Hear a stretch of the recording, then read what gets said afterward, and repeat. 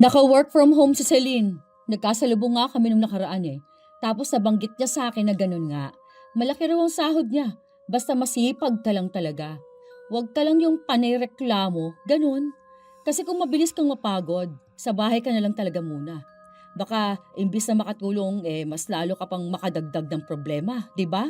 Tsaka yun si Celine, masipag talaga yun eh. Kapag sinabi noon na gusto niyang kumita ng pera at tumulong sa asawa niya, aba, talagang ginagawa niya ha.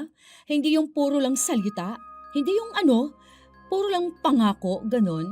Tapos ang sipag din noon sa gawaing bahay. Wala rin yung anak, alam ko eh.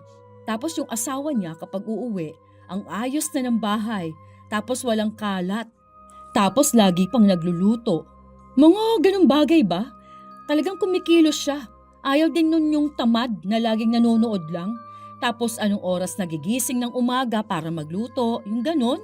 Tapos hihintayin pa yung asawang umuwi bago kumilos. Pero okay lang din naman sa akin kung gusto magkaroon ng katrabaho ni Rufina.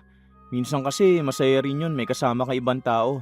Para nakakahalubilo din siya ng iba na pwede niya maging kaibigan. Yung mabait, ganun. Yung hindi mahilig magparinig. O bakit? Hindi ba ako sapat na kasama niya rito sa bahay? Tsaka anong mapagparinig? Basta ganun. Mahirap na rin kasi na laging iisang tao lang nakakasama niya. Hayaan mo na. Desisyon naman namin to. Ikaw ba kailan ka mag-a-apply ng work? Sadyang may mga taong mas gustong magparinig kaysa direktang sabihin sa isang tao kung ano ang problema nila. Ganon si Brenda. Mas pinipili pa niyang magsalita ng hindi maganda at sadyang pinaparinig sa kanyang hipag. Dahil sa ganitong pag-uugali, daranasin niya ang parusa ng itim na kapangyarihan. Magagawa pa kaya niyang magbago at matuto? O habang buhay na lang niyang daranasin ang parusa? Baby, tingnan mo tong post ni ate. Bakit? Anong meron? Pinaparinggan niya na naman ata ako. Ang sabi kasi dito, ang hirap talaga magkaroon ng kasamang Disney princess sa bahay. Di ba? Lagi niya akong tinatawag na Disney princess. Sabi pa rito sa comment ng tita niyo, sino raw ba yun? Tapos nag-reply siya na hindi niya pwedeng sabihin, baka magsumbong na naman. Di ba, nung nakaraan nagtalo kayo dahil sinumbong ko yung narinig kong pagpaparinig niya sa akin? Hayaan mo na lang muna si ate. Konting tiis na lang ha. Malapit naman na tayong lumipat ng bahay Kapag nakapasok na ako dun sa ina-applyan ko, kuha na tayo ng bahay ha. Hanap na tayo nung kahit maliit na bahay lang na pwedeng upahan. Ayoko na rito. Para gumaan ang kalooban ni Rufina, palaging sinasabi ng kanyang asawa na lilipat na sila ng bahay. 1 taon na silang kasal, wala pa silang anak. Nung una, wala silang kasama sa bahay dahil patay na ang mga magulang ni John Mark. May 3 siyang kapatid at siya ang bunso. Nung nakipaghiwalay si Brenda sa kinakasama niya, umuwi siya sa bahay ni na John Mark na pag-aari ng pamilya nila. Doon sila nakatira noong mga bata pa sila. Dahil si John Mark ang bunso, sa kanya muna napunta ang bahay. Kahit nakapangalan ito sa pangalawa nilang kapatid. Nasa ibang bansa na kasi ito at wala nang balak kunin ang bahay. Balak sana ng mag-asawa na asikasuhin na ang papel para mailipat sa pangalan ni John Mark. Pero nung bumalik si Brenda, naging mahirap na yon. Hindi pumapayag si Brenda dahil siya ang panganay at siya na lang daw ang wala pang anak.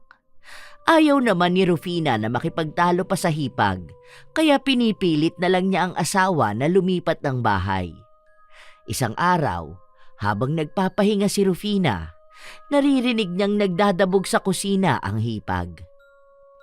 Hay, ang dami ko namang huhugasan dito. Ako na naman to, malamang. Parang nakakita ng katulong ah. Grabe naman yan. Hindi na kumibo pa si Rufina dahil ayaw niya ng gulo. Hindi naman ganon karami ang plato sa lababo at lahat ng iyon ginamit naman ni Brenda. Hindi pa nagpupunta sa kusina si Rufina, kaya wala pa siyang nagagamit na kahit na ano.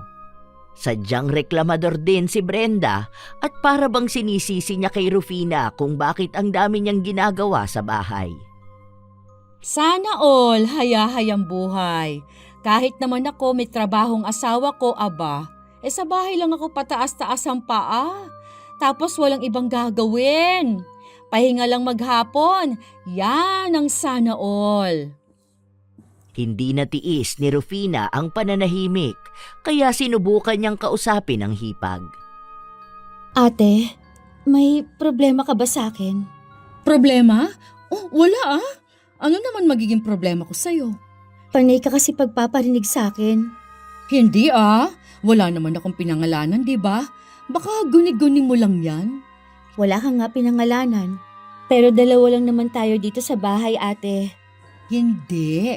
Ginagaya ko yung doon sa TikTok. Yung sikat doon, yung nagsasabi na anak sa mayaman. Nakalimutan kong pangalan nun. Basta, yung ginagamit nila yung sound. Sa susunod, ate, kung sakali man na may problema ka sa akin, please, sabihin mo naman agad. Kasi hindi maganda yung puro nalang parinigan eh. Kahit sana sa social media, wala nang parinigan. Kahit nasabihin yon ni Rufina, hindi niya pa rin naawat ang hipag na magparinig sa kanya. Matapos kasi niyang kumprontahin, nag-post na agad si Brenda ng tungkol sa mga taong walang pakiramdam. Hindi niya pinupunto na tungkol yun kay Rufina, pero malapit sa naging usapan nila. Noong may mga taong nagtatanong kung sino yon, sinasagot lang ni Brenda na wala lang daw. Trip niya lang mag-post. Kung may matatamaan man daw, hindi niya yon kasalanan. Pinabayaan na lang ni Rufina. Para makaiwas sa sasabihin ng hipag, kumilos siya sa bahay kahit na hindi naman dapat palagi. Hindi siya nagpapahinga o umuupo man lang, lalo na kapag naroon si Brenda. Ayaw niyang may masabi na naman ito sa kanya. Isang araw, walang pasok si John Mark, kaya nasa bahay lang siya. John Mark, Rufina, kakain na. Tara na, sabayan niyo na ako. Wow, anong ulam te? Bopis, ang aga ko ngang gumising para lang makapagluto. Sa bagay, lagi naman talaga akong maagang gumigising para makapag-asikaso dito sa bahay. Ako lagi yung nauuna ba na gumising sa inyo. Kaya ako na lang din yung naghahanda ng almusal. Salamat, ate. Ako na lang ang maglilinis ng kusina pagkatapos kumain. Ay, salamat naman. Ang sakit din ng likod ko. Gusto ko magpahinga. Kahit na huwag ka na masyadong kumilos dito sa bahay, ate. Lalo na yung pagluluto kada umaga. Ano namang kakainin natin kung hindi ako magluluto, di ba? Tsaka para nga may mabaon din yung asawa mo. Pwede naman akong bumili sa labas te. Hindi dapat ganun. Dapat gigising na maaga para magluto. Para mas makakatipid. Tapos alam mong ligtas pa, di ba? Ganun naman talaga yun. Hindi yung kung kailan papasok ang asawa, tsaka lang din gigising. Dapat mas nauunang gumising yung babae. Kasi siya yung maghahanda ng pagkain ng asawa niya. Ganun din yun kapag may mga anak na.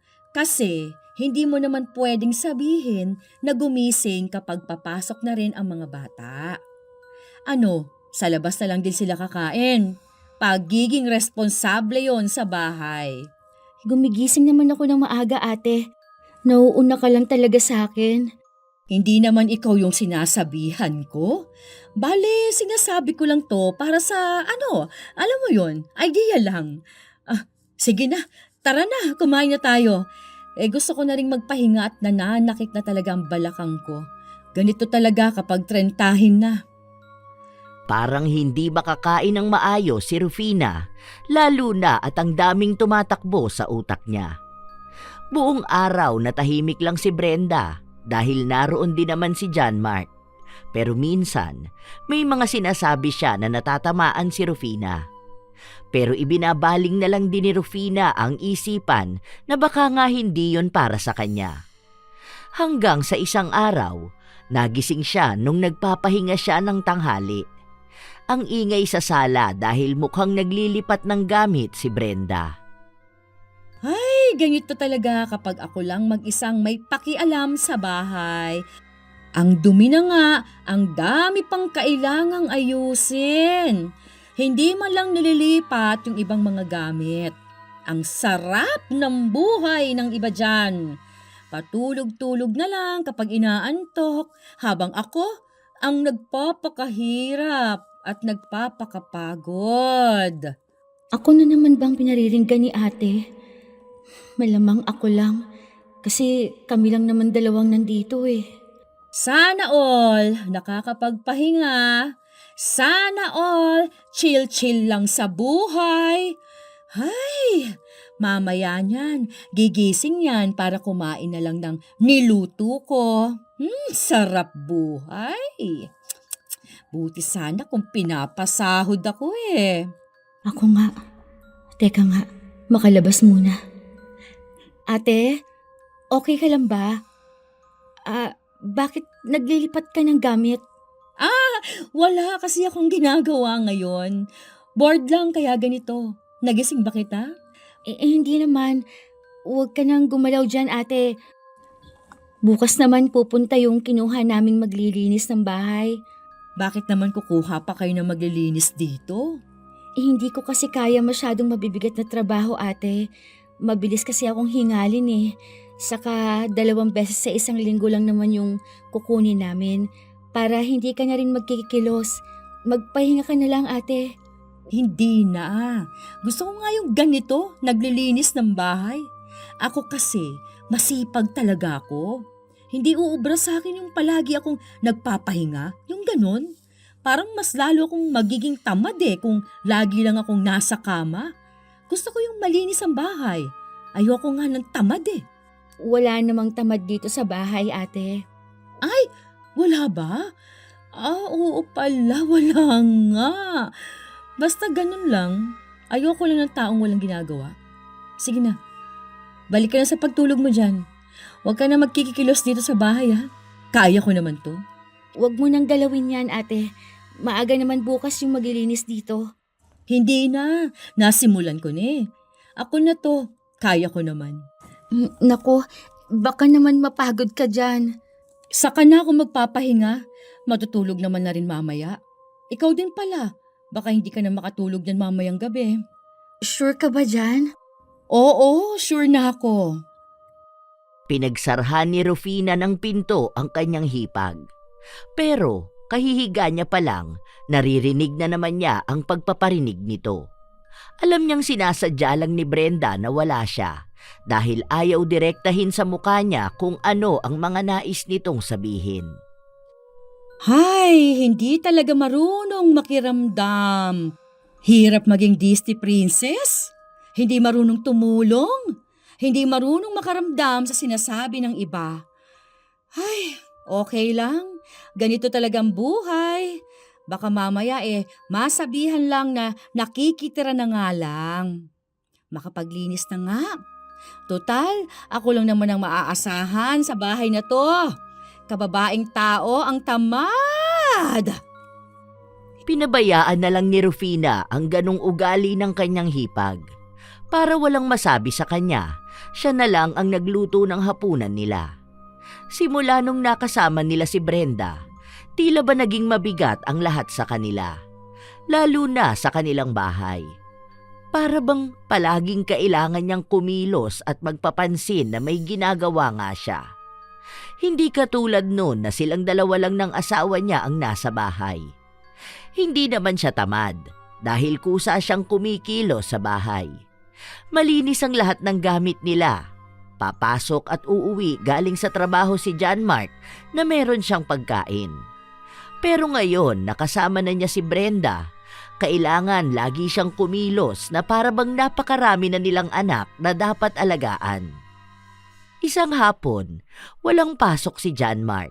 Lumabas silang mag-asawa. Masaya silang nag-uusap hanggang sa may nakita na naman si Rufina. Ano ba naman tong notes ng ate mo sa messenger? Bakit? Ano ba sabi niya? Sabi niya, hindi raw lahat ng kasama sa bahay marunong makisama. Ano na lang ang iisipin ng iba na parang tayo yung hindi nakikisama sa kanya? Kinausap ko na yan si ate, kaso hindi naman niya sinasabi kung ano yung problema. Sabi ko nga, wag siya masyadong magsalita ng kung ano-ano sa social media. Kasi nga nakikita ng ibang tao. Ano na lang ay iisipin ng ibang tao tungkol sa atin? Na inaaway natin siya? Alam pa naman ng iba naming kamag-anak na magkasama kami sa bahay.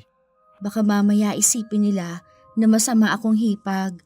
Ang ayaw ko kasi sa ate mo, yung laging nagpaparinig. Sabi niya wala raw siyang pinaparinggan. Nagustuhan niya lang daw yung post kaya sineshare niya. Hindi naman ganun yun. Buti sana kung basta lang post. Kaso halos lahat ng post niya ganun eh. Kaya siya nakaka-relate sa post kasi nga yun yung nararamdaman niya na gusto niyang maramdaman din ng iba na hindi direktang sinabi pero yun na mismo. Ayoko na lang kasing makipagtalo kay ate. Paano, naaawa naman ako sa kanya. Baka kaya ganun siya kasi nga 'di ba, naghiwalay sila ng asawa niya. Tapos baka hanggang ngayon nai-stress siya. Saka ayoko rin ng awayan sa bahay. Malas kasi yung ganun. Kaya nga hindi ko na lang din siya pinapatulan. Ayaw ko na rin lumaki ang gulo. Kaya nga gusto ko na lang umalis tayo. May nakita na nga akong bahay eh. Kaso hindi ko pa natatanong kung may nakakuha na. Isa pa, wala rin kasi akong pang-down eh. Konting tiis na lang, ha? Wala naman akong magagawa, di ba? Ganun talaga yun. Kailangan ko na lang din talagang makisama kay ate mo. Pero sana naman, iwasan na niya yung pagpaparinig. Kasi sa totoo lang, pwede niya naman akong kausapin eh. Pwede niyang sabihin sa akin kung ano yung gusto niyang sabihin. Hindi naman na tayo mga bata para idaan sa pagpaparinig. Huwag ka na ma-stress. Nasa labas tayo ngayon oh. Dapat mag-relax ka naman. Hindi tayo lumabas para mag-isip ng mga negative na bagay, okay? Sa ngayon, ang gawin natin, mag-enjoy. Tara, gusto mo ba doon? Inilihis na lang ni John Mark ang problema ng kanyang asawa. Kaya niya inilabas si Rufina dahil ramdam niyang hindi masaya ang asawa sa kanilang bahay. Atat na rin itong makahanap ng trabaho para lang makaalis sa bahay nila at buong maghapon na wala. Sa paraan daw na yon ay maiiwasan niya ang hipag. Nung umuwi sila ng bahay, hindi sila nagdala ng pagkain para kay Brenda. Hindi man lang ako naalala dito sa bahay. Parang hindi pamilya. Ni wala man lang pasalubong sa akin. Ay, sa bagay, parang nga pala akong hangin dito. Baka masabihan na naman ako na nakikitira na nga lang. Ano pa nga bang aasahan ko? Hindi na siya pinansin ng dalawa dahil tuloy-tuloy silang pumasok sa kwarto. Sabi ko na kasi sa'yo, bilhan na natin si ate mo eh. Marami namang pagkain dito eh. Saka binigyan ko naman siya ng pera. Sabi ko kasi baka gusto niya ring lumabas. Kaya huwag na siyang umasang magdadala pa tayo ng pagkain pag uwi. Saka sarado naman ang mga nadaanan natin kanina, di ba? Hayaan mo na. Matulog na lang tayo. Mamaya na, mag-shower pa ako. Noong nasa banyo si Rufina, naririnig niya ang kanyang hipag na tila ba may kausap sa cellphone. Binaliwala niya yon, pero mukhang sinasadya ni Brenda na may sabihin siya na kunwari ay patungkol sa kausap, pero pagpaparinig lang pala sa kanya. Oo nga, sinabi mo pa. Wala eh. Ganun siguro talaga kapag nakikisama ka, no? Parang lagi kang pagod. Kasi baka bigla kang masumbatan. Ganun. Ay, tama ka. Totoo nga ang hirap kapag walang tumutulong sa'yo. Ay, oo, yan pa. Pati ata mga post ko inaangkin na. Hindi ba ako pwedeng maging masaya sa mga nakikita ko? Para namang bawal na rin ako mag-share ng mga post. Ay, bakit ba ganito? Natigilan si Brenda noong lumabas na ng banyo si Rufina. Ay, andyan ka pala. Oo ate, hindi ba naririnig na may tao sa loob? Hindi ko masyadong narinig kasi nga may kausap ako. Hindi ka pa ba matutulog ate? Hindi pa. Maglilinis pa ako ng kusina. Naku, hindi ko kaya kayang hindi ito malinisan. Parang nandidiri ako eh. Hindi naman madumi ang kusina ate. Naglinis na ako dyan kahapon. Ay, we. Malinis na pala yan sa lagay na yan. Hindi kasi ako satisfied. Hindi kasi ako ganyan maglinis. Tinuruan kasi kami noon na dapat isa sa malinis na parte ng bahay yung kusina nga namin. Kaya hindi ako natutuwa kapag ganyan. Ay, sige na, matulog ka na. Ako nang bahala dito. Hindi na lang kinibo ni Rufina ang kanyang hipag. Malinis naman ang kusina at wala naman siyang nakikita na kahit na anong dumi. Pero mukhang hindi naman dumi ang problema ni Brenda, kundi siya mismo. Dahil lahat na lang ng ginagawa niya para bang dinodoble lang gawin ng hipag. Kung magwawalis siya, uulitin lang din at sasabihin sa kanya na hindi siya malinis magwalis. Kaya minsan, hinahayaan na lang niya itong gumalaw sa bahay. Ang problema lang, palaging nagpaparinig si Brenda. Isang araw pa, may naging bisita sila sa bahay. Kamag-anak daw nila, pero wala si John Mark, kaya silang dalawa lang ang nasa bahay. Hindi rin makahalubilo si Rufina dahil sobrang sakit ng puso niya. Kaya nakahiga lang siya sa kama. Po, ewan, masakit daw ang puson. Meron daw po siya ngayon eh. Pero baka ayaw lang lumabas nun. Si John Mark naman mamaya pang gabi yun uuwi. Alam nyo naman yon, hardworking. Nakipag-usap ang bisita nila at nangamusta sa samahan nila sa iisang bahay. Minsan daw kasi may pagkakataon na hindi maganda na magkasama ang maghipag sa iisang bahay. Okay naman po, nakikisama na lang po ako eh. Ang sabi nga nila ako yung nakikitira dito sa bahay na sana namin.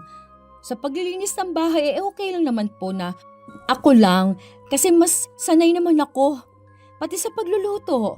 Medyo mukhang katulong lang talaga dito pero ganun talaga.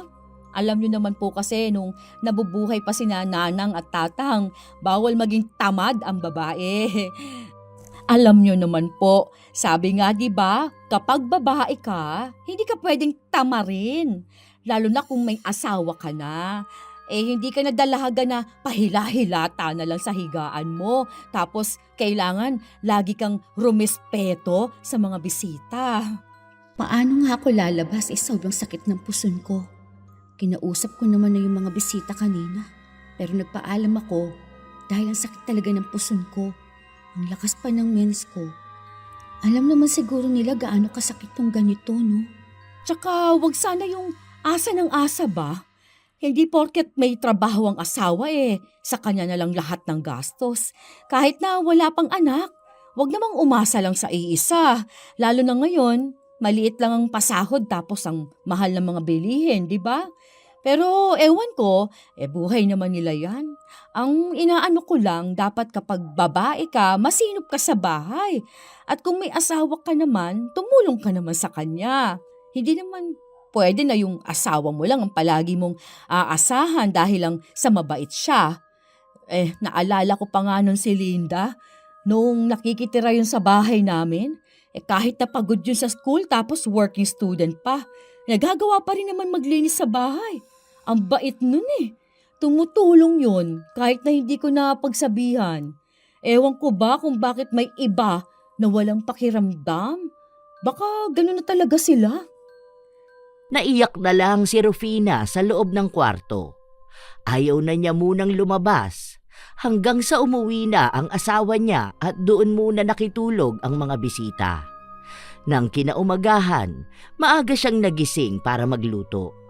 Masakit pa rin ang kanyang puson pero kumilos siya para naman walang masabi sa kanya. Naunang nagising ang kamag-anak na bisita. Kasunod nun si Brenda. Nagluto ka, be? Hindi ka na sana nag-abala. Sabi ko, ako pa naman ang magluluto. Ititinola ko pa sana yung manok. Maaga kasi akong nagising, ate. Kaya naisip ko na magluto na lang muna ako. Nagsasaing pa ako, tapos kain na tayo. Ay sige, sakto paalis na rin yung mga bisita natin namamaga ba yung mata mo? May napanood kasi akong nakakaiyak kagabi. Pero okay lang ako. Gisingin ko na si John Mark. Ayan, gising na pala. Morning. Wait lang ha. Paluto pa lang yung kanin pero malapit na yan. Maghahanda na lang muna ako ng lamesa. Doon na muna kayo. Tulungan na kita. Hindi na, okay lang. Kaya ko naman to. Nagpumilit si John Mark na tulungan ang asawa niya kahit na sinasabi na nito na wag na dahil iniisip nga niya na baka may masabi na naman si Brenda o ang mga kapitbahay nila. Ayaw naman niyang sabihin na lagi na lang siyang umaasa sa kanyang asawa. Hindi niya lang yun masabi kay John Mark. Habang kumakain sila, nagkaroon na naman ng kwentuhan sa mga kamag-anak nila. Masipag naman tong asawa ko, pero hindi ko ganong pinapakilos kasi nga mabilis tumapagod. Saka, ano namang ikikilos niya sa bahay? Wala naman kaming anak. Wala pa. Sa ngayon magpahinga muna siya kasi sabi nila mas pagod daw talaga ang babae kapag nagkaanak na. Pero naghahanap na ako ng work ko para makaipon din kami. Bakit namang magwo-work ka pa? Pwede ka naman dito ka muna sa bahay. Gusto ko kasi magtrabaho, ate. May iniipon kasi kami ni John Mark. Kaya gusto ko rin na makatulong sa pinansyal. Sinasabi ko nga na wag na muna siya magtrabaho. O kaya work from home lang, ganun. Dami naman nun eh. Naka-work from home si Celine. Nagkasalubong nga kami nung nakaraan. Tapos, nabanggit niya sa akin na ganun nga. Malaki raw sahod niya. Basta masipag ka lang talaga. Huwag ka lang yung panay-reklamo, ganun. Kasi kung mabilis kang mapagod, sa bahay ka na lang talaga. 'Di ba? Baka imbis na makatulong, mas lalo pang makadagdag ng problema. Tsaka yun si Celine, masipag talaga yun eh. Kapag sinabi no na gusto niyang kumita ng pera at tumulong sa asawa niya, aba, talagang ginagawa niya. Hindi yung puro lang salita. Hindi yung puro lang pangako, ganun. Tapos ang sipag din nun sa gawaing bahay. Wala rin yung anak, alam ko eh. Tapos yung asawa niya kapag uuwi, ang ayos na ng bahay. Tapos walang kalat. Tapos lagi pang nagluluto. Mga ganung bagay ba? Talagang kumikilos siya. Ayaw din nun yung tamad na laging nanonood lang. Tapos, anong oras nagigising ng umaga para magluto? Tapos hihintayin pa yung asawang umuwi bago kumilos? Pero okay lang din naman sa akin kung gusto magkaroon ng katrabaho ni Rufina. Minsan kasi masaya rin yung may kasama kang ibang tao. Para nakakahalubilo din siya ng iba na pwede niyang maging kaibigan. Yung mabait, ganun. Yung hindi mahilig magparinig. Bakit? Hindi ba ako sapat na kasama niya rito sa bahay? Tsaka anong mapagparinig? Basta ganun. Mahirap na rin kasi na laging iisang tao lang ang nakakasama niya eh. Hayaan mo na. Desisyon naman namin to eh. Ikaw ba te? Kailan ka mag-a-apply ng work? Hindi ko alam. Baka next year na lang. Ang dami ko pa kasing inaasikaso rito sa bahay eh. Katulad ng ano? Tinutulungan ko pa kayo ng asawa mo. Kaya na namin yan te. Hayaan mo na lang si Rufina. Siya na lang gagawa ng trabaho niya rito sa bahay. Kaya huwag ka na magpakapagod. Pwede ka na mag-apply ng work mo. Tara na, kain na tayo. Paraan yon ni John Mark para ipagtanggol ang asawa niya. Kahit na hindi pa naman niya alam kung anong pinagsasasabi ng kanyang kapatid sa mga kamag-anak nilang bisita. Tumawa lang si Brenda bilang pakikisama.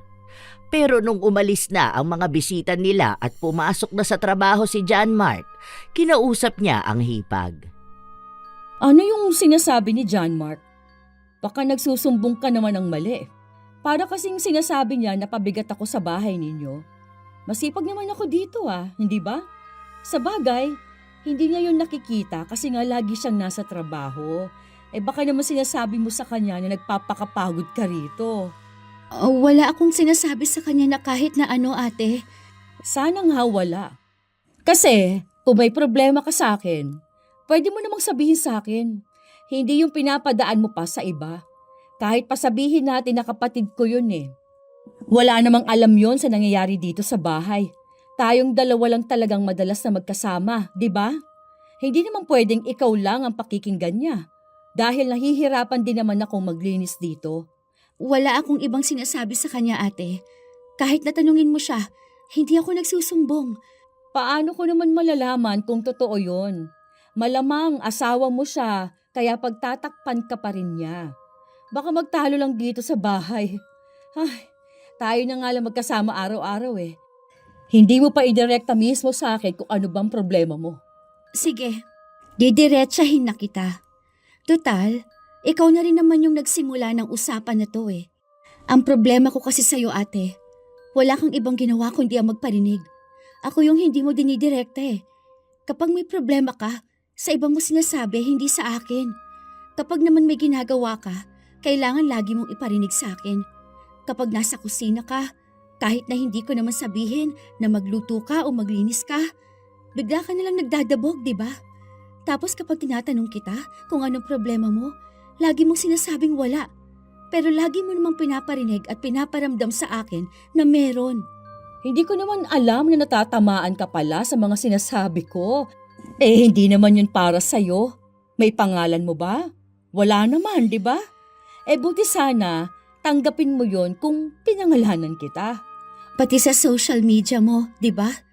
Panay ka share ng tungkol sa bahay, tungkol sa pamilya at sa hipag. Eh, sino bang hipag ang madalas mong kasama? Ako lang naman, di ba? Hindi naman pwede na yung hipag mong nasa ibang bansa. Eh, hindi naman yung tumira dito sa Pilipinas.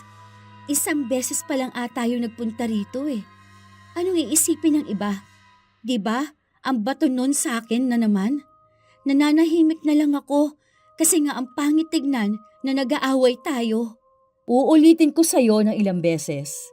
Hindi ikaw ang pinariringgan ko. Wala akong pinatatamaan na ibang tao.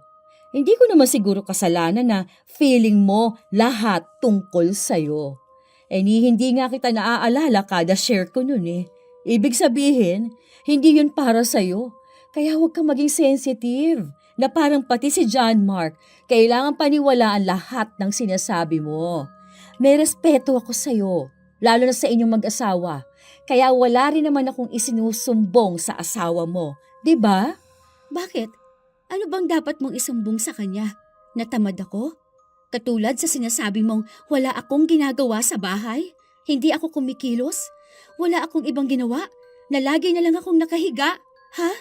Aba, hindi yan sa akin ang galing. Sa'yo mismo. Kasi yun ang lagi mong pinaparinig sa akin. Kung tingin mo tamad ako, kung tingin mo ikaw lang ang laging kumikilos sa bahay, huwag ka na kasing gumalaw. Wala namang nag-uubliga sa yung linisan yung mga nalinisan ko na, di ba? Hindi ko naman pinaparinig sa iyo na nagdadabog ako kapag akong naguhugas sa mga plato na ikaw lang naman din ang kumain. Kaya utang na loob. Kung ayaw mong napapagod ka sa kalilinis dito sa bahay, huwag kang kumilos. Dahil hindi ka naman namin pinipilit. Mas lalong hindi ko pinaparamdam sa'yo na dapat maging katulong ka rito. Kusang loob ko yun. Kusang pagkilos ba at pagtulong dito sa bahay? Kusa naman pala. Eh bakit kailangan mo nang iparinig sa akin ng napapagod ka? Tapos kailangan mong ipagkalat sa iba na parang aping-api ka namin dito? Eh hindi ka nga sinusumbatan ng asawa ko kapag nagbibigay siya ng pera sa'yo, di ba? Alam mo, wala kang sense kaaway. Ang pangit mo kasagutan. Walang saysay itong ginagawa natin, alam mo ba? Nagpapakapagod lang at nagsasayang lang tayo ng laway. Ay, bahala ka dyan. Basta wala akong ginagawang masama. Pareho lang din sa akin ate. Wala rin akong ginagawang masama. Noong araw na yon, mas lalong lumala ang pagpaparinig ni Brenda. Lagi rin itong nagdadabog tuwing kumikilos siya. Pero hindi na lang binibigyan ng pansin ni Rufina. Ayaw na lang niyang lumala pa ang gulo dahil sa ugali pa lang ni Brenda, halatang hindi na ito tumatanggap ng puna. Hindi rin ito mapagsasabihan dahil sa katwiran niya na siya pa rin daw ang mas matanda. Pero siya ang hindi makausap ng maayos at hindi nilalawakan ng pag-unawa. Wala namang sinasabi si Rufina sa kanyang asawa pero mukhang pansin ni John Mark ang alitan ng dalawa. Nagtalo ba kayong dalawa? Nino, Ni ate, pansin ko na parang hindi kayo nagpapansin ng dalawa eh. nagkasagutan kami nung nakaraan. Bakit? Eh paano? Panay daw ako sumbong sa'yo. Ewan ko ba sa ate mo? Ayaw ba niya sa akin? Kausapin ko na lang siya bukas. Hindi na. Huwag mo na lang muna kausapin. Kasi magkakagulo lang kami lalo eh. Bahala na siya. Hayaan mo na lang din muna. Baka kasi sabihin nun, sinisiraan ko na naman siya. Sabi na may kakaiba na naman sa inyong dalawa eh. Paano, may nakikita akong mga post niya. Parang tungkol yata dito yun sa bahay. Yung mga parinig niya. Ayaw naman kasi ng ate mo ng komprontahan eh. Kaso ayaw ko naman pumatol sa puro lang parinig. Ang pangit kasi nun.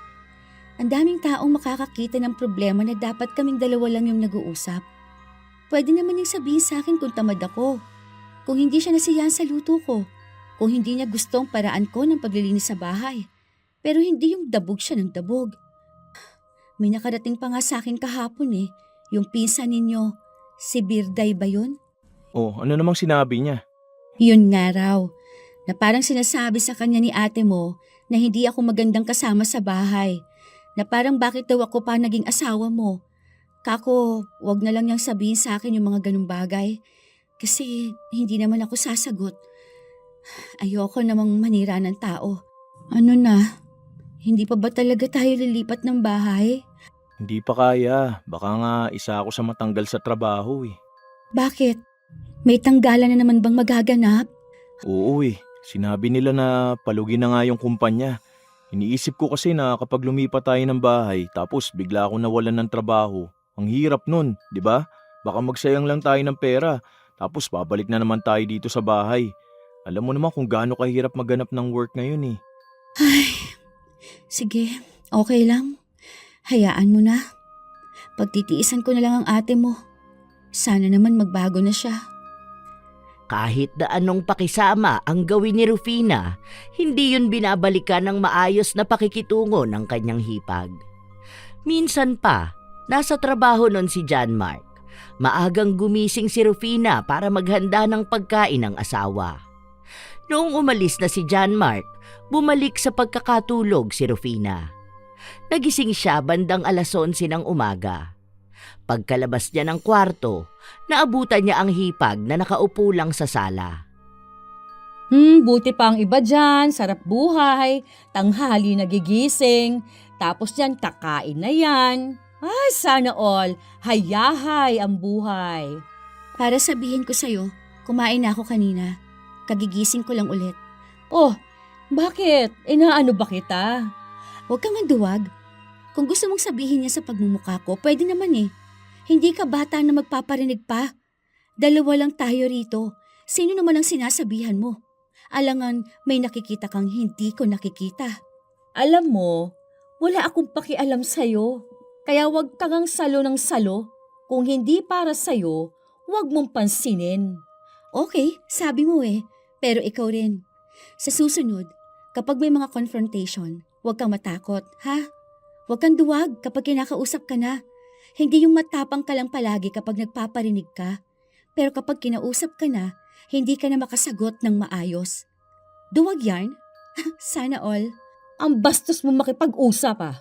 Oh, bakit naiinis ka naman? Ikaw ang nagsimula nito, di ba? Kagigising ko lang magpaparinig ka pa sa akin. Dalawa lang naman tayo rito. Pwede mo naman agad sabihin sa akin na, Hoy, ikaw, tanghali ka na gumising at tamad ka talaga. Oh, di ba? Pwede naman ganyan kaagad. Para hindi na tayo mahirapan. Ano, huhulaan ko pa kung sinong pinaparinggan mo? Bato-bato sa langit, tamaan, guilty. Okay lang. At least, hindi immature. Nakakain na nga. Lalabas pa ako ngayon. May mga friends kasi ako eh. Kaya happy ang buhay ko. Hindi gaya ng iba dyan. Inis na inis si Brenda na mas lalo rin namang iniinis ng kanyang hipag.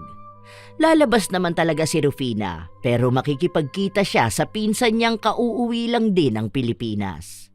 Magpapatulong siya na magkaroon ng maliit na negosyo kahit na nasa bahay lang siya.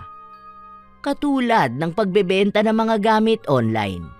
Sinabi rin naman sa kanya na tutulungan siya. Alam na yon ni John Mark. Paghahanda na rin nila kung sakali man na mawala ng trabaho si John Mark. Sila rin kasi ang bumubuhay kay Brenda dahil wala naman itong ibang ipon. Maliban na lang kung bibigyan siya ng isa nilang kapatid kada buwan. Hapon na noong nakauwi si Rufina. Mas una siyang nakauwi kaysa sa asawa. May mga bitbit siya na pasalubong na bigay ng kanyang pinsan. Ay, wow! May pangluho ah! Wala raw pera pero ang daming binili sa labas. Anak mayaman siya oy! Sana all! Wow, sana all talaga. Kasi ako merong ganito, yung iba merong inggit. Sabi nga nila, kapag inggit, pikit. Feeling naman nung iba dyan, kinaiinggitan siya. Akala mo talaga daming maiaambag. Pera lang naman ang asawang kinukuhanan. At least may asawa. Matapos yung sabihin ni Rufina, pumasok na siya sa loob ng kwarto. Wala na siyang ibang narinig kundi ang pagdadabog ng hipag. Sinisimulan niya palagi tapos siya naman yung mapipikon. Ay, bahala nga siya. Ayoko pa naman sa lahat yung negative na tao. Ganitong masaya ako at magkakaroon ako ng negosyo. Bahala siyang mainis sa akin. Hindi ko na lang siya papansinin. Wala rin naman siyang ambag dito sa bahay, no? Parehas lang naman kami kung tutuusin. Teka nga, tingnan ko itong mga pasalubong sa akin. Nagpatuloy ang mga araw na hindi nag-uusap ng maayos ang dalawa. Sa halip ay panay lang sila parinigan kahit na naroon si John Mark. Ito na lang ang umaawat sa kanila at sinasabing mag-usap na lang sila ng maayos. Pero walang nagpapatinag sa dalawa. Pasabi naman sa kapatid mo na patayin niya yung gasol kapag matutulog na.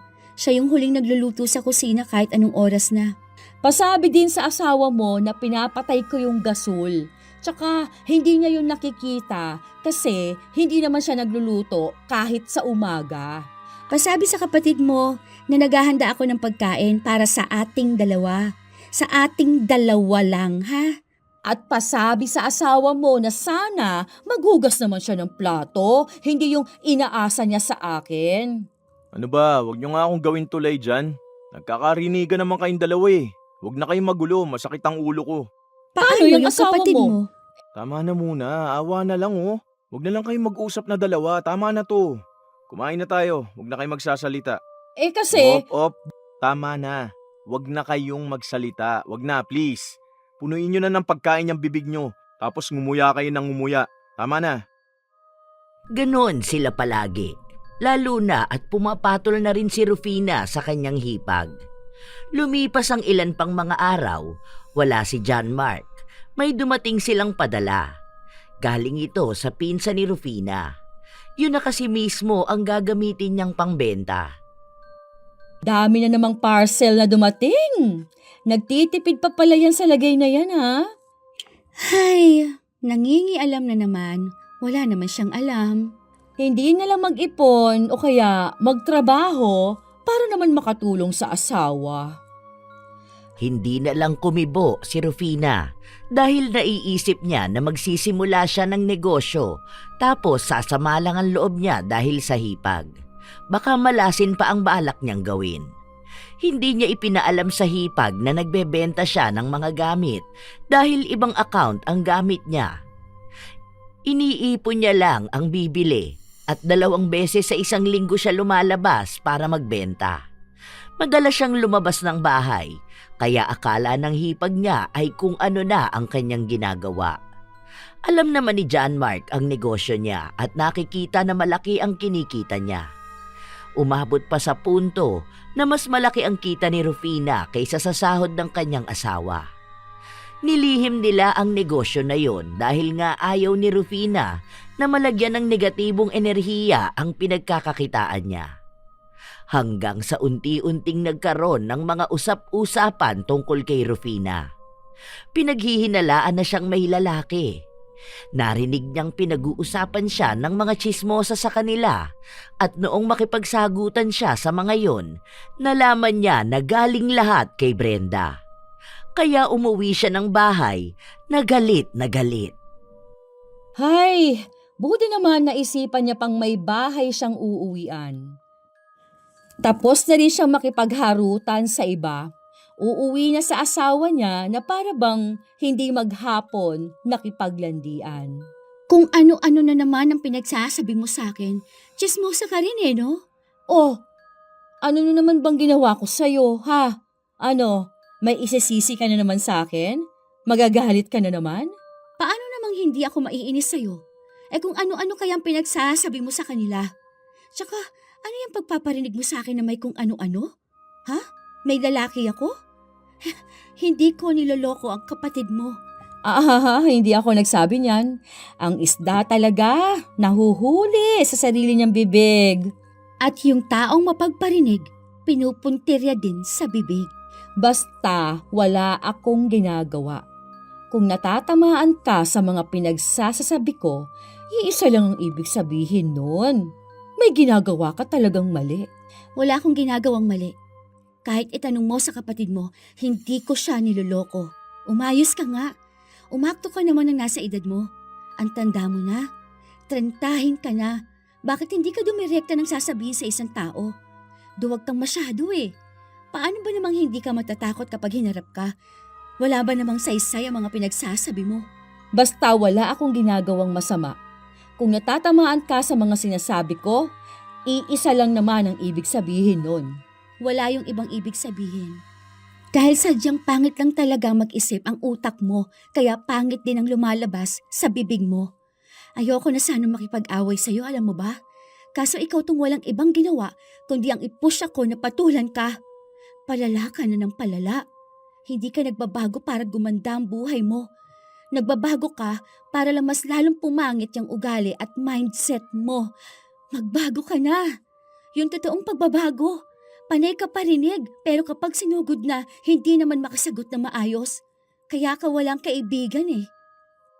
Magsasalita pa lang sana si Brenda nang tinalikuran siya ng hipag. Kaya nagdabog na lang siya at nagpatuloy sa pagpaparinig. Sawang-sawa na si Rufina sa kanyang hipag, pero wala siyang ibang magawa. Gusto na nga niya itong palayasin, kaso kahit na paano ay may awa siyang nararamdaman. Hanggang sa dumating na nga ang araw na sobrang napuno na siya.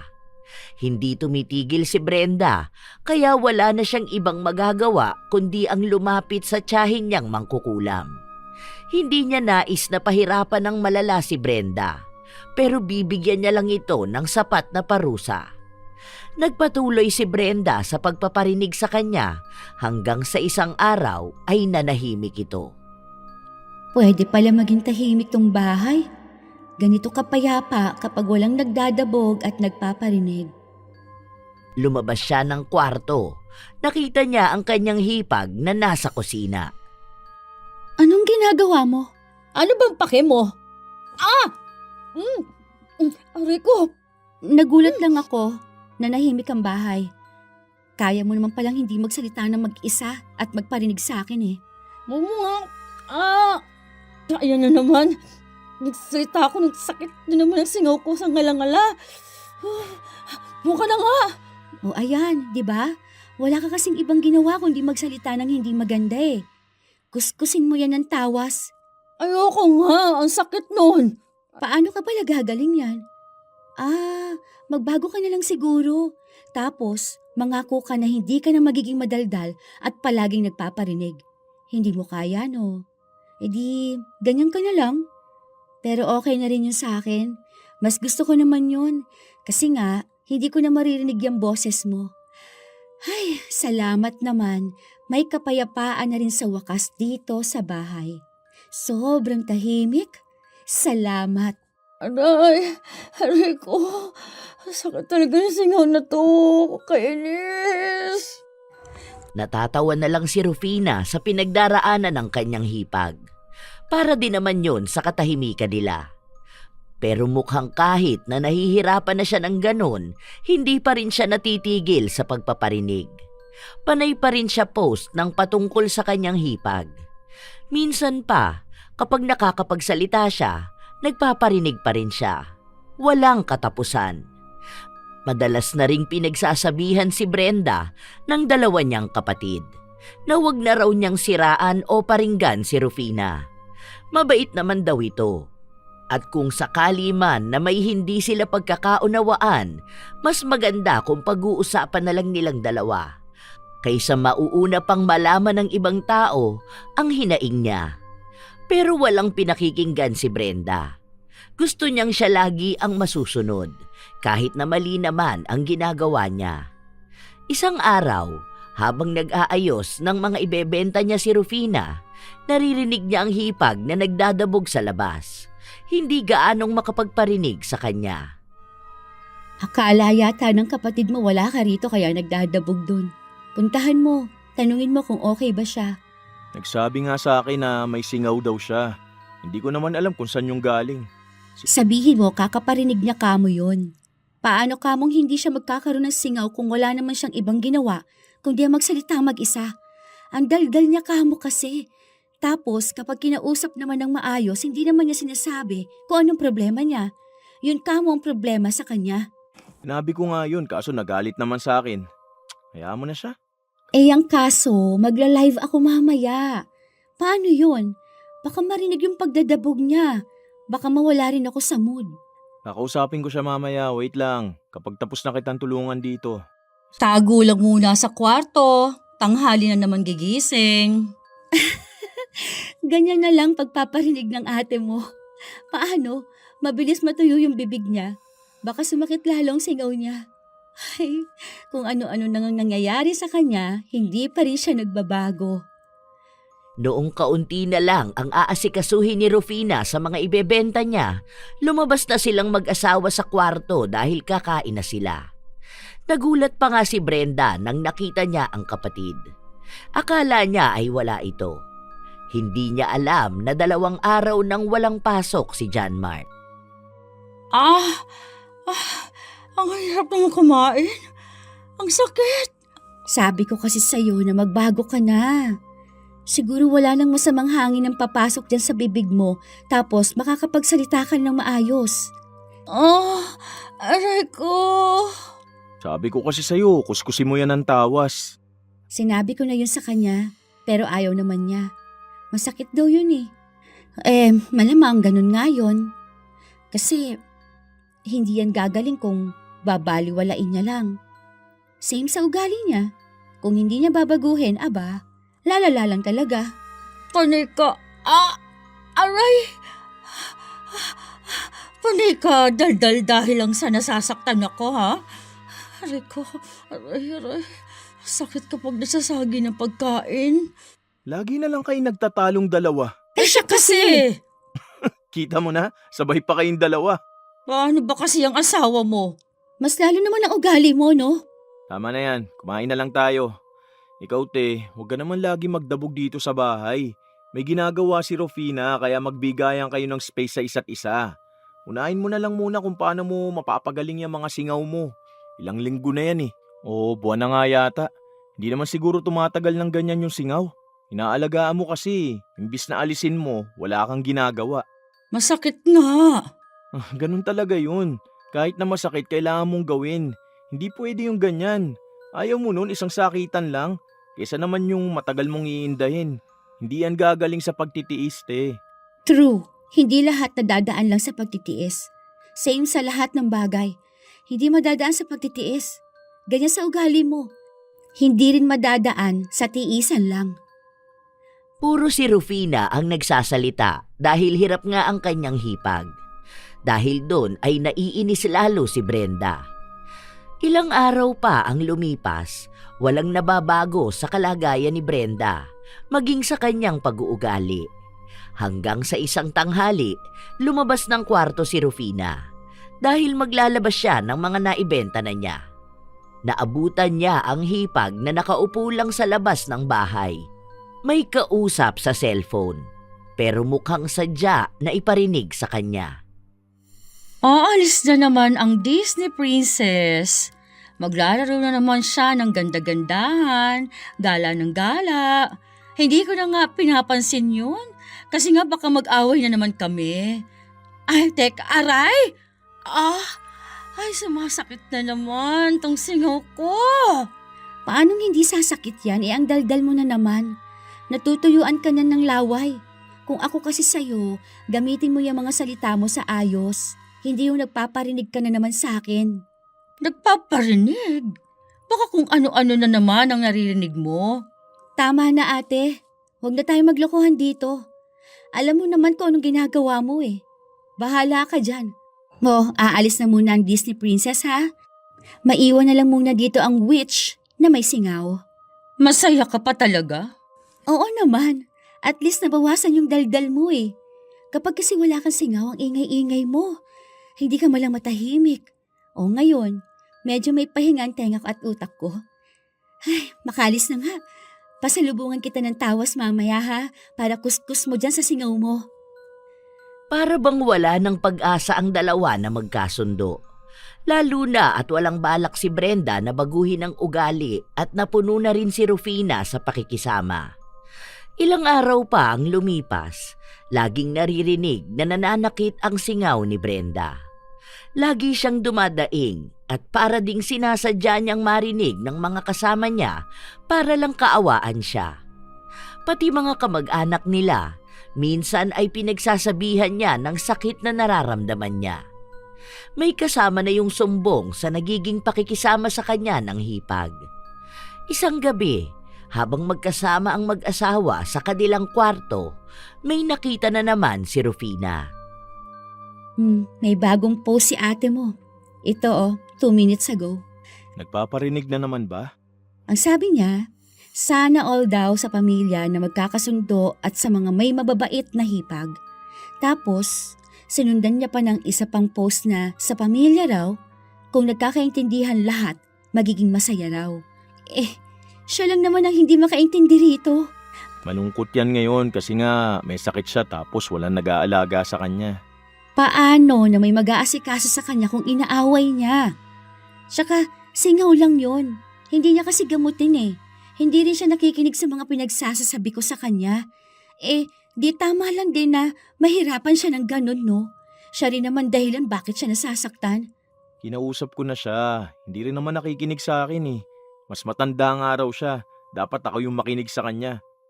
Hayaan mo na. Oo nga pala. Next week may papasukan na akong bagong trabaho. Last day na kasi namin mga tatanggalin bukas. Okay lang yan. Magpahinga ka na lang muna. Bago ka man lang magtrabaho ulit. Kaya nga, para kahit paano matigilan muna kayo ni ate na magtalo, no? Duda ako dyan.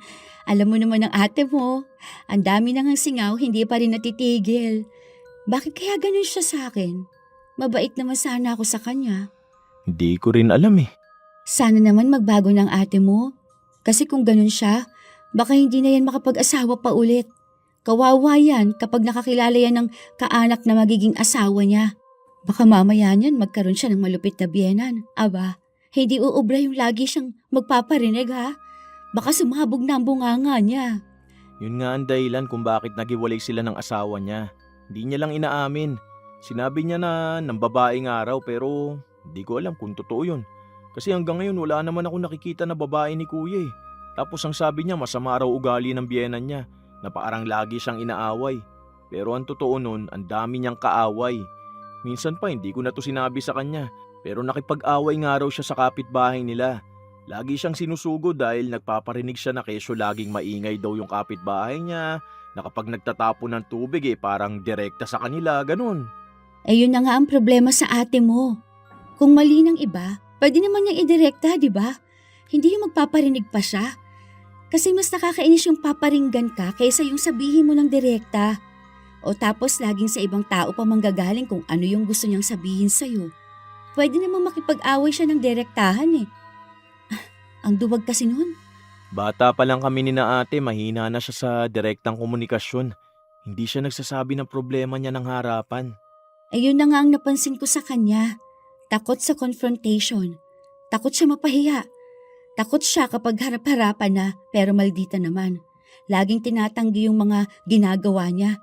Lagi niyang sinasabi na hindi sa akin o hindi kung kanino man. Kasi takot siya kapag inaaway na siya. Ilang beses ko na siyang kinausap pero wala. Sana magbago pa siya. Kung hindi na, wala na tayong magagawa. Sana makaipon na tayo para umalis na tayo. Hindi kasi ako mapahiram ni kuya kasi nga kapapanganak lang ng asawa niya. Saka ayoko namang umasa sa kapatid.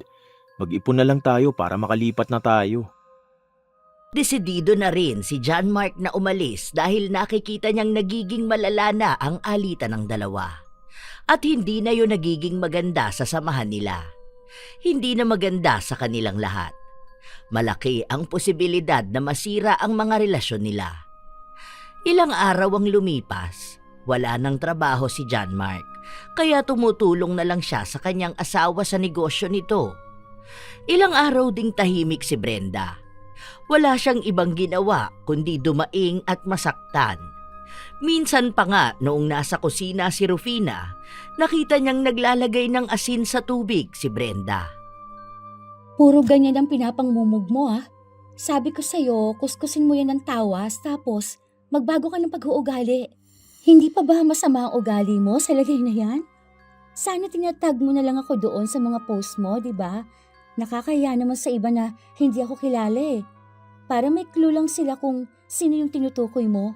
Yan ang hirap sa'yo. Umaangkin ka nang hindi naman iyo. Aray, ang sakit talaga. Ikaw kasi, pinapasalita mo pa ako. Ang sakit na nga. Aray. Alam mo kung bakit ka nagkakasingaw ng marami? Kasi walang saysay ang mga lumalabas sa bibig mo. Takot ka laging kausapin ng isang tao sa problema mo sa kanya. Lagi mong dinadaan sa pagpaparinig. Kaya ayan, sumakto na singaw ang kapalit ng mga parinig mo. Pwede ba? Huwag mo akong pagbintangan na may pinaparinggan. Ate, magbago ka naman na. Ilang taon ka na oh. Tumatanda na tayo. Huwag mong bitbitin yung nakasanayan mo nung bata ka pa. Imagine, dapat matured ka na. Umaakto ka na ng nasa edad mo dapat. O tapos, ayan ka. Laging takot direktang kausapin. Alam mo yung mga tao na mahilig magparinig, insecure yun eh. Laging naiinggit, laging takot na hindi pansinin, laging may problema sa sarili nila. Tapos, imbis na sarili nila ang ayusin nila, hahanap ng ibang tao na titirahin. Ang dami mong sinasabi. Naglilinis lang naman ako ng singaw ko ha. Kala mo ba apektado? Ako? Aray ko. Sakit na naman. Alam kong apektado ka, kahit na hindi mo aminin. Takot ka naman umamin, di ba? Pasalamat ka. May masakit sa akin. Kaya hindi ako agad makapagsalita. Aray! Buwisit na mga singaw to. Sakit! Okay lang. Buti nga ganun eh. Mas okay nga yun, hindi ka gaano makapagsalita. Para naman, hindi ka na makahanap ng simpatsya mula sa ibang tao. Sana naman ate, malaman mo naman na kung anong mali mong ginagawa. Hindi ka kasi emotionally mature eh. Pero mukhang kung gugustuhin mo naman, kaya mo naman. Pero yun nga, kung gusto mo lang naman. Ikaw pa rin naman na magdedesisyon yan sa buhay mo kung ganyan ka habang buhay. Baka mas maraming singaw pa ang dumapo sa'yo. Kaya magbago ka na, huy. Hindi makapagbitaw ng salita si Brenda dahil noong nagmumumog siya ay sobrang sakit ng kanyang singaw. Napapaiyak na nga siya sa nangyayari sa kanya. Ilang araw pa ulit ang lumipas, hindi na naririnig ang boses niya. Hindi na siya nagsasalita. Hindi na rin masyadong makakain. Ang daming nagbabago sa kanya, pero hindi nila alam kung nagbago na rin ba ang kanyang ugali. Hanggang sa dumating ang araw na may trabaho na ulit si John Mark. Balik na naman sa pag-aasikaso ng maaga si Rufina. Nauuna siyang nagigising sa kanyang hipag. Siya na talaga ang gumagawa ng gawaing bahay. Lagi na lang kasing nakakulong si Brenda. Noong siya na ang malayang kumikilos sa bahay, mas payapa dahil walang naririnig na mga negatibong salita. Wala ring nagdadabog. Noong tanghali, babalik na sana si Rufina sa kanyang kwarto nang lumabas si Brenda. Kumain ka na doon ate, may ulam doon. May sabaw yon. Kung hirap kang kumain, babad mo na lang muna yung kanin mo sa sabaw. Kung gusto mo, lutuan na lang kita ng lugaw. Huwag na. Baka sabihin mo sa iba na nagpapaalaga ako. Aray ko. Bakit ba hindi matanggal tong singaw na to? Nagmumug naman ako ng asin eh.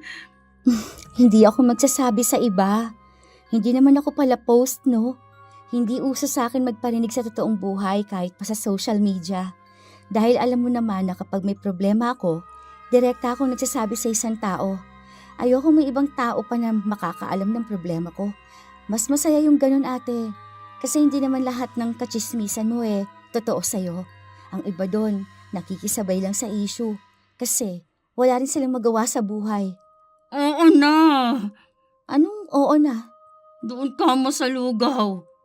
Pwede ba yung durog yung kanin?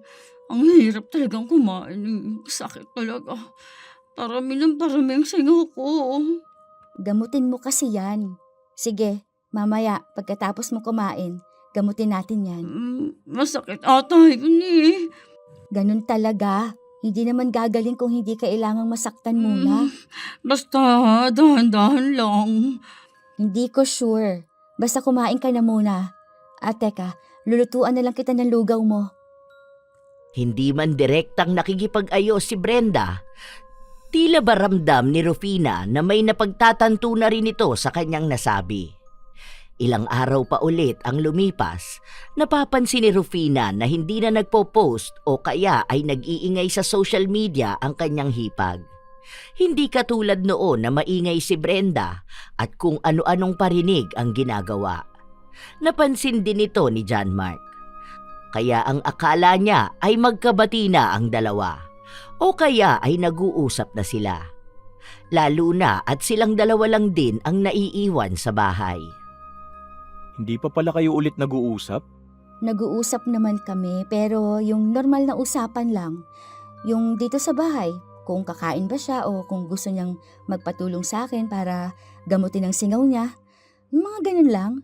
Pero yung usapan talaga na matagal, wala eh. Ang last na usapan naming matagal nung nagtalo pa kami.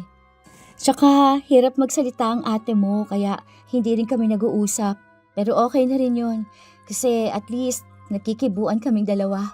Pero tingin mo okay na kaya si ate? Gagaling na kaya yung mga singaw niya? Kakaiba kasi, parang ang tagal na nun. Mukhang nasa ano pa lang siya. Parang nag-iisip-isip pa lang, ganun. Kailangan niya ng oras kung gusto niya talaga na magbago. Kailangan niyang kausapin ang sarili niya. Kasi baka kung hindi pa siya magbabago wala nga talaga siyang makakasundong na tao. Hindi siya pwedeng magkaroon ng kasama sa buhay. Sana magbati na kayo bago tayo lumipat ng bahay. Bakit? Lilipat na ba tayo ng bahay?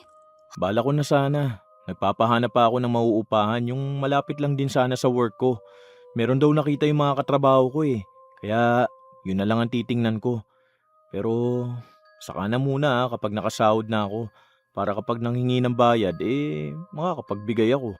Hanap na lang din ako. Kahit yung maliit lang. Yung kasya muna tayong dalawa. Wala pa naman tayong anak eh. Tapos saka na lang tayo mag-iipon para makakuha tayo ng sanlang tira, no? Ganun na lang gawin natin. Tulungan na lang tayong dalawa. Kaya natin yan. Pero kung makakakuha man ako ng trabaho sa ibang bansa, pwede na tayo makaipon agad. Huwag ka na mag-ibang bansa. Kaya naman natin yan. Basta magkasama tayong dalawa. Basta kakausapin ko na lang din muna ang ate mo. Baka nag-aalangan yun kung paano ako kakausapin. Para magbati na rin kami. May iwan na rin siya mag-isa rito Ayoko naman din yung bigla na lang tayong aalis tapos hindi pa kami nagkakaayos, di ba? Noong isang umaga na silang dalawa lang ng kanyang hipag na magkasama, sinubukan ni Rufina na magbukas ng usapan. Dahil gusto na niyang ipaalam ang desisyon niya na paglipat ng bahay. Naisip niya na hindi naman pwedeng bigla na lang din silang aalis at iiwan si Brenda. Ano nang nararamdaman mo, ate? Dumarami pa ba ang sigaw mo? Hindi ko alam. Basta minsan masakit. Tuloy-tuloy mo lang yung paggamot dyan. Ganun sa sinasabi ko sa'yo. Kuskusin mo lang yan ng tawas. Gagaling din yan, ate. Sana nga. Ang hirap ng ganito.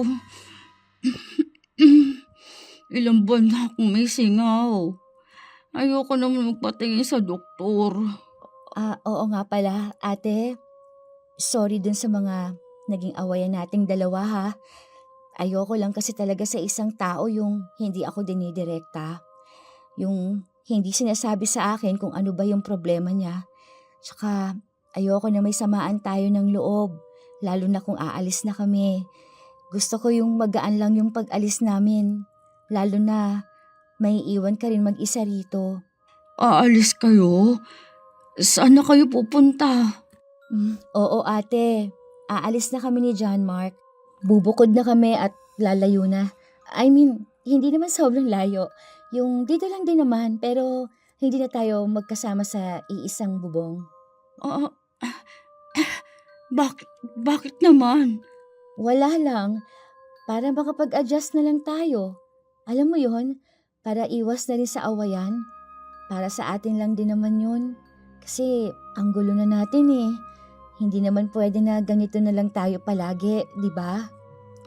Kaya nyo na ba mangupahan? Kakayanin ate. Susubukan naming maghigpit ng budget para ba kaya naming mabuhay kahit na mahal ang gastusin ngayon.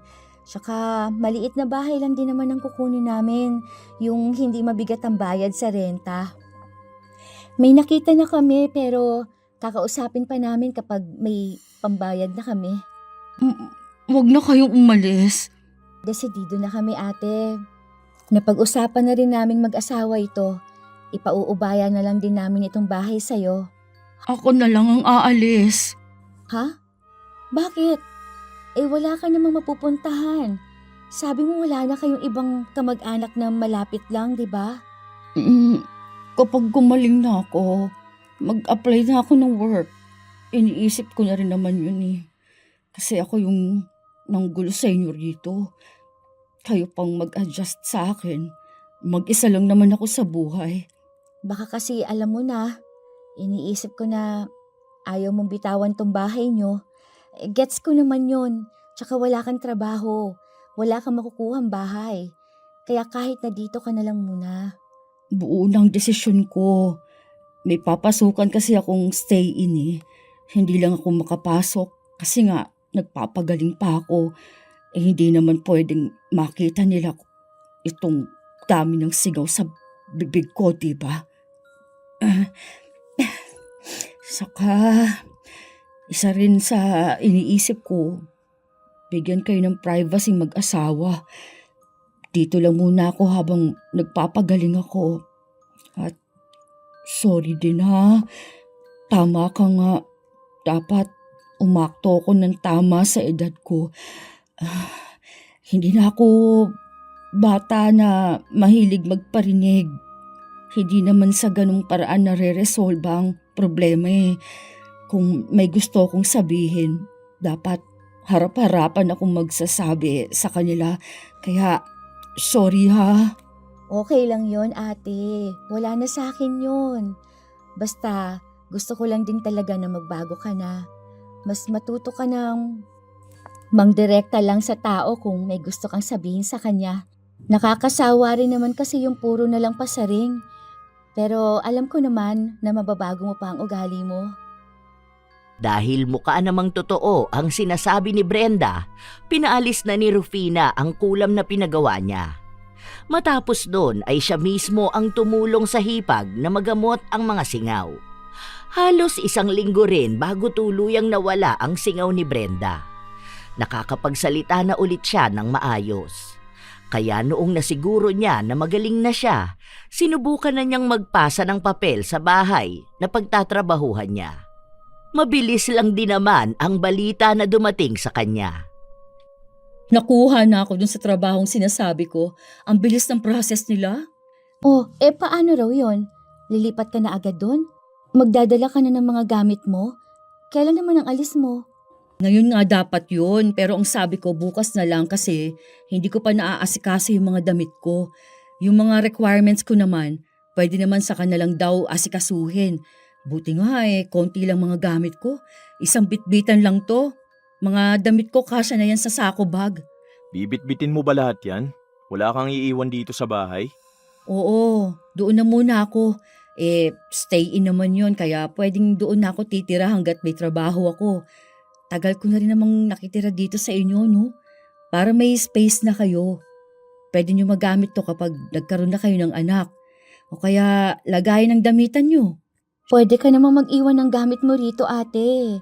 Para kung sakali na mag-day off ka, di ba? Pwede ka na rito sa bahay. Hindi naman namin sinabi na huwag ka nang babalik dito, di ba?